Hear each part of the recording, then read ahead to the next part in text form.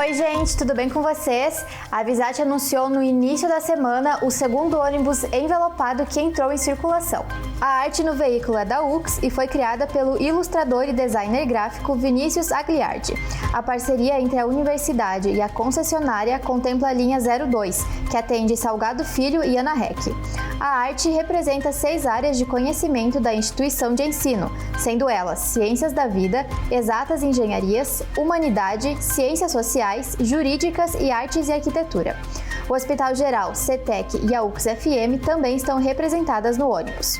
Os envelopamentos servem como espaço publicitário nos veículos, com o objetivo de subsidiar a tarifa para os usuários do transporte coletivo.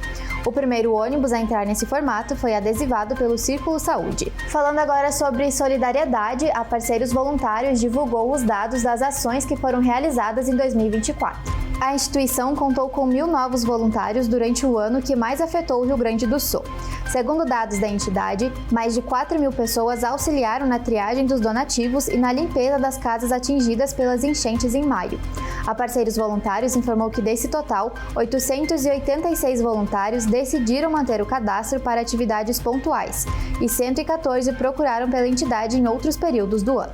E a comunidade do bairro Belo Horizonte está arrecadando brinquedos para as crianças. A ação está relacionada à festa de Natal do bairro, que acontece no dia 21 de dezembro.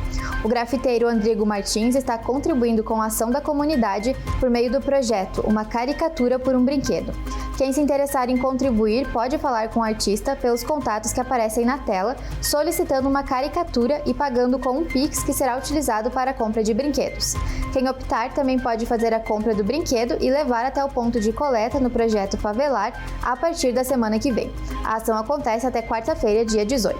Essas eram as notícias de hoje. Tenham todos um ótimo final de semana.